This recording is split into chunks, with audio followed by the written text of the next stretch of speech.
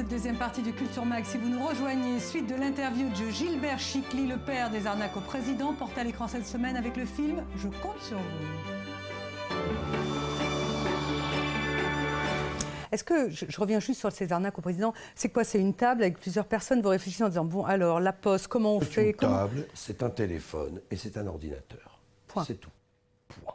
Comment on fait pour embrouiller comme ça une institution? Je pense à, je sais pas, la poste, enfin, toutes les boîtes que vous avez, alors j'ose plus dire escroquer, voler, arnaquer, embrouiller.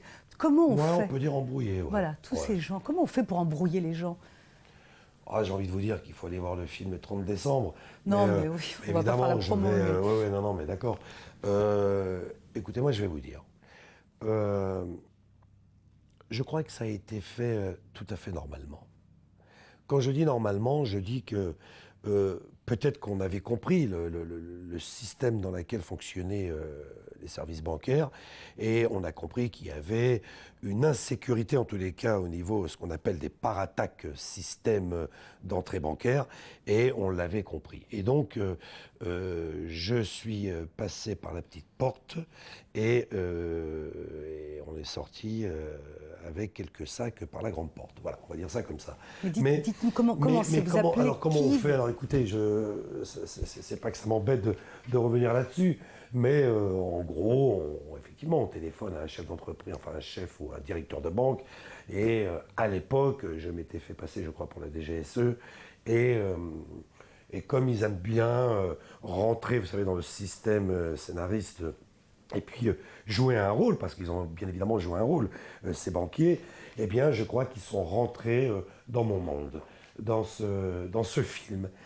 Mais il paraît que vous pouvez vous faire passer pour n'importe qui que vous avez. C'est ce que dit votre réalisateur, enfin le réalisateur du film. Je peux me faire passer pour n'importe qui parce que bon. Embrouiller les gens, charmer les gens, les manipuler aussi. On va dire que j'ai une certaine vocation qui fait que, et ce qui me permet en tous les cas de pouvoir faire ce genre de choses.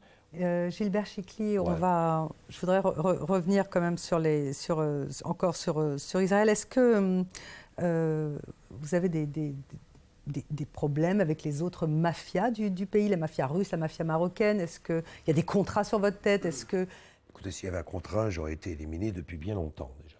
Hein, puisque je me promène, je n'ai pas de garde du corps, je n'ai personne à mes côtés, vous voyez, je suis venu seul, je repartirai seul.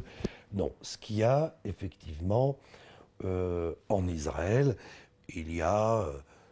Ils rigolent pas ici, les Russes. En tout cas, nous, ça nous fait rigoler. Bon, ce sont ce qu'on appelle des regroupements racailles qui essaient d'approcher aux petits Français, qui se débrouillent bien, qui essayent d'avoir ces informations pour pouvoir faire peut-être la même chose ou pour pouvoir acquérir l'individu qui, lui, va faire quelque chose pour lui. Vous venez d'où en France? Je suis né où? Je viens d'où? Parce qu'évidemment, j'ai un petit peu bougé en France. Dans quel quartier à Paris? Pardon? Je suis né à Belleville. J'ai vécu de nombreuses années en pension. Voilà, je vous le dis, dans la Drôme, pour vous dire. Et dans une pension chrétienne. Pour vous dire que je connais bien... ouais. Et donc... Pourquoi vous étiez en pension? Vous étiez déjà difficile? J'étais très difficile quand j'étais jeune. Un petit voyou, pardon, pas voyou, mais j'aimais bien bouger, j'aimais bien sortir, j'aimais bien me balader très jeune, j'aimais bien comprendre, voilà. Vous avez fait des premiers coups à je pense quel âge? Que j'ai commencé très jeune.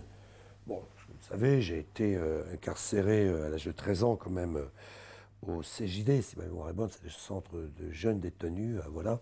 D'ailleurs, j'ai été le plus jeune détenu de France à avoir été incarcéré.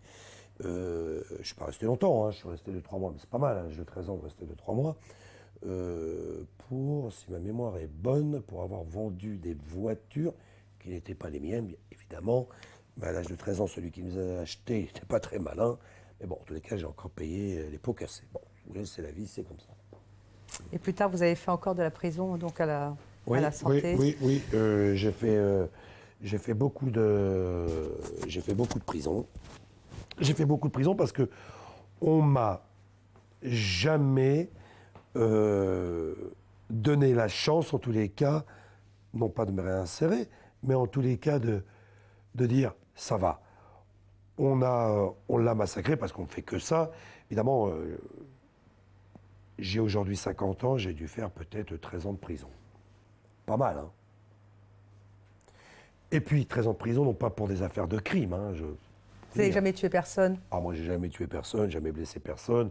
Moi, ce n'est qu'une histoire D'embrouille. d'astuce, voilà, d'astuce, d'embrouille, de rigolade.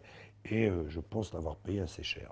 Ben oui, ils sont tellement haineux, voyez-vous, tellement aigris que dès que Gilbert Chicly passe devant une correctionnelle, oh, il faut l'envoyer à la casse et puis basta. Mais vous avez un drôle de rapport à la France, parce que d'un côté, voilà, voilà, c'est un pays qui vous manque, que vous Évidemment. aimez, que vous admirez. En même Ouais. temps, c'est comme si vous étiez un fils mal aimé de la France. Et Ah, vous vous vengiez. En tous les cas, je suis mal aimé de la justice, hein. Mais tout l'entourage, ça peut va. se comprendre quand même. Bah, ça peut comprendre, mais moi, je vais vous dire. À chaque fois que je passe devant une juridiction, on ne condamne pas Gilbert Chicly, on se venge de Gilbert Chicly. Et ça, bon, c'est un problème. Et en Israël, comment ça se passe, vos relations avec la Bah, en justice? Israël, je vais vous dire, Ils sont embêtés d'avoir quelqu'un comme vous, non? ouais, moi, je pense qu'ils sont embêtés, ouais. Ouais, moi, je pense qu'ils sont embêtés. Je vais retourner en France, à condition de me juger tout à fait normalement.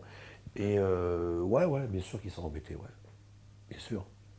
Pourquoi quand on... Je ne suis pas à l'abri demain à ce que une section de police israélienne vienne me dire voilà. Vous n'êtes pas fier de la France? Je suis. C'est grâce pas à la fier, France que vous Je êtes... suis super fier de la France. J'adore la France. Ses valeurs, mais sa évidemment, République, égalité, mais fraternité... est-ce qu'il y a une liber- valeur aujourd'hui? Est-ce qu'il y a une république? Voyez ce qui se passe. Est-ce qu'on peut parler de valeurs et de république? Regardez le Front National. Il n'a pas gagné? Ouais, mais Il gagnera ça commence jamais. mal. Vous me faites rappeler un petit peu dans les discours de l'époque d'Hitler, quand il disait il ne passera jamais, et le jour où il est passé, ça a été la catastrophe. C'est exactement ce qui nous attend. Eh ben, écoutez, c'est pas compliqué, la catastrophe est pas très loin, moi je dis. Alors évidemment, si on a ça, plus le terrorisme, et plus on ne veut pas de juifs en France, eh ben ouais, qu'est-ce qu'on fait? On se suicide? Tout cet argent que vous avez, enfin, vous en D'abord, avez, pardon, enfin, c'est marqué sur Internet, mais attendez, qu'est-ce que vous faites toute la journée Non, mais avec? attendez, je ne suis pas milliardaire, hein, je ne suis pas multimilliardaire, je vis tout à fait normalement, j'investis dans l'immobilier, et puis on achète et on vend, et comme tout... Dans le Forex aussi? Le Forex, je l'ai fait très peu de temps quand j'ai vu que c'était encore une histoire, parce qu'évidemment mon nom était en premier plan. Vous êtes d'accord que ça sent le soufre, quoi, tout ça? Ça fait un peu... Bah écoutez, hein, c'est ma Vous vie. pouvez même pas ouvrir une pâtisserie ni une boulangerie, ça? on va Non, croire. non, parce que d'abord je ne suis pas boulanger ni pâtissier, mais je peux faire de l'immobilier.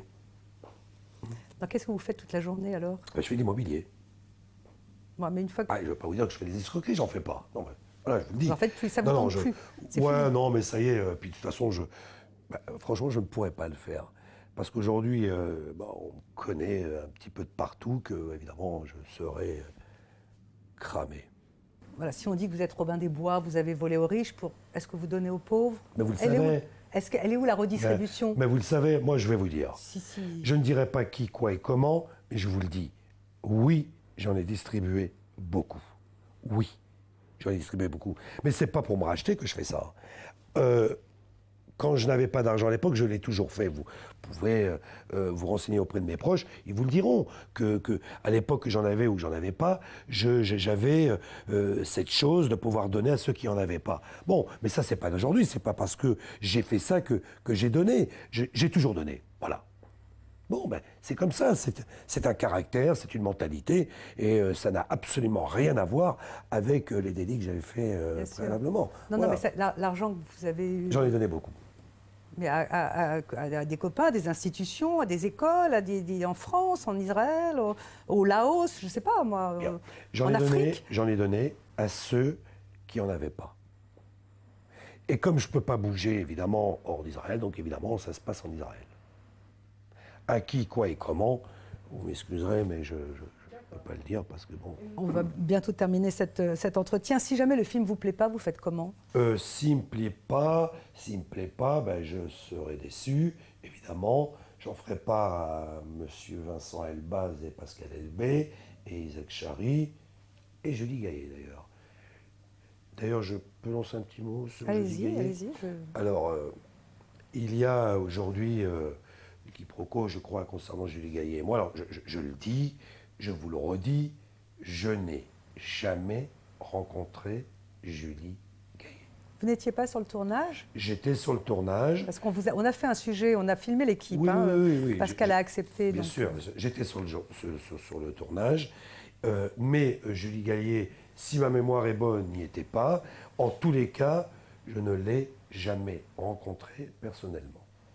Voilà. D'accord. Il n'y a pas eu le si président, il y a le eu ces images de paparazzi venus je ne sais d'où d'ailleurs, eh bien, moi, je pense qu'il s'agit de Photoshop, ou bien alors, on peut le parler, hein, d'escroquerie. Juste deux, trois questions. Je voudrais revenir à ces histoires de moralité, parce que quand on flambe, quand on s'amuse, quand on a envie de rigoler, que ses copains trouvent un système génial, une faille, à un moment donné, on a une conscience aussi. Je voudrais revenir à cette histoire de moralité. Est-ce que vous êtes juif? Je ne sais pas si vous êtes pratiquant ou pas, mais la morale juive, est-ce que c'est quelque chose qui... Mais écoutez, c'est incroyable ça. C'est pour ça qu'on parle de nous partout dans le monde, parce qu'on dit la morale juive. Mais qu'est-ce que ça veut dire la morale juive? Est-ce que si moi demain j'étais en France, que j'avais fait une escroquerie, est-ce que pensez-vous une seule seconde que les chrétiens diraient que pensez-vous de la moralité chrétienne? Mais qu'est-ce qu'ils s'en foutent de la moralité chrétienne? C'est Gilbert Chikli qui a fait quelque chose, il l'a fait, il a payé, point. On s'en fout de savoir s'il est juif, s'il est allemand, s'il est arabe. Je n'ai pas pensé à ce moment-là de savoir si j'étais juif et si ça allait atteindre, en tous les cas, la mort, entre guillemets. Hein. Mais tu ne voleras point, par exemple. Oui, bon, je ne veux rien vous dire, mais si tu ne voleras point, on ne peut pas parler aujourd'hui de ce tu ne voleras point, parce qu'on sait qu'aujourd'hui, tout le monde vole. Hein, que ce soit dans les pouvoirs politiques, soit le gouvernement. Et puis, si vous voulez, je peux vous en dire un peu plus, puisque vous savez qu'à l'époque, quand nous faisions effectivement ce fameux arnaque au président à la DGSE, on est tombé aussi sur des sociétés très importantes qui étaient en étroite collaboration avec certains membres politiciens et qui s'en balançaient plein les poches. Voilà, je ne veux pas foutre mon bordel, mais s'il faut en arriver là, on arrivera là, parce que évidemment... C'est quoi, c'est tous pourris? Ouais, moi je pense qu'ils sont tous pourris, ouais. Moi, en tous les cas, j'ai fait tout bas ce que ces hommes politiques ont fait... Non, moi j'ai fait tout haut ce que les hommes politiques ont fait tout bas. Voilà, ça c'est la vérité. Et évidemment, il y a quelques détails. On peut parler... J'aime bien Nicolas Sarkozy, par exemple, voyez-vous. Sauf que Nicolas Sarkozy, quand il est maire de Neuilly, on sait qu'il est propriétaire d'un appartement. Évidemment, il est président, et puis après sa présidence, on s'aperçoit qu'il détient 1 milliard d'euros. Moi, je voudrais qu'on m'explique comment il fait en 4 ans pour avoir 1 milliard d'euros d'immobilier. Voilà, et puis j'en passe, et puis je peux en citer plein d'autres. Alors qu'on ne la fasse pas à moi, qu'on ne dise pas quelle est la moralité de cette histoire, parce que la moralité, on l'apprend de nos grands frères et nos grands-pères. Moi, mon père, je le considère comme le président de la République, et frère, vous savez, tous ces petits gouvernements, là, vous savez, qui sont un petit peu en dessous, là, vous voyez, je fais exactement comme eux, moi. Pourquoi vous avez accepté cette interview, passer à la télé, les papiers, les articles, le film, tout ça? Est-ce qu'il y a quelque chose de l'ordre de... Ben d'abord, ça m'a permis de m'expliquer, hein, d'ailleurs je vous remercie, je tiens à vous le dire. Et puis, j'aimerais qu'on arrête de me regarder d'une façon à la limite du Einstein des temps nouveaux. Je ne le suis pas. Hein. On a fait quelque chose, on s'est amusé, point. Il faut un film. Ben, apparemment, ça amuse les autres. Et puis on verra bien combien d'entrées ça fera. Et puis c'est tout. Vous amusez? Ah, moi, très bien. Amusez, vous continuez à rigoler, ça vous manque pas ce thrill? Mais autre chose hein, pour s'amuser hein, aujourd'hui. Il n'y a pas que l'arnaque, il n'y a pas que... Non, je m'amuse. Des fois, je suis triste, hein, comme tout le monde. Des fois, je suis malheureux. Des fois, je suis bien. Des fois, je ne suis pas bien. Et puis, des fois, je suis stressé. Des fois, je ne le suis pas. Comme tout le monde. Non, parce que vous m'aviez dit que quand on s'était vu, que vous cherchiez une idée peut-être pour aider les gens. Je ne sais pas si... Ah oui, alors, nous sommes en train de ce qu'on appelle la mallette de réussite. Voilà, ça va s'appeler comme ça en réalité. Alors, ce n'est pas une arnaque, je vous le dis tout de suite, parce qu'elle ne coûtera pas grand-chose, mais effectivement, Je viens de prévenir. Bah ouais, je vais vous le dire, moi. C'est ce qui permettra, en tous les cas, à apprendre à certaines personnes, ou voire à toutes les personnes, comment fait-on pour gagner de l'argent. Parce qu'évidemment, on sait comment il faut faire. Il y a beaucoup de gens qui ne pensent pas le faire, ou qui ne savent pas le faire. Eh bien, il y aura très certainement une école d'apprentissage, et là, ça va être direct au but. Écoutez, voilà, tu n'as pas d'argent, tu veux en gagner, on va t'expliquer comment faire pour gagner de l'argent. Voilà. Et on prendra un certain pourcentage en fonction de l'orientation qu'il aura ou qu'ils auront ce genre d'individu. Et je parle encore une fois, évidemment, dans l'honnêteté, hein, que les choses soient bien claires. Voilà, je parle donc dans les affaires. Voilà. Merci Gilbert Chicly. Eh bien, écoutez, je vous remercie, puis merci à vous. Voilà. À demain, même heure, juste après, c'est l'info sur i24 News. Merci.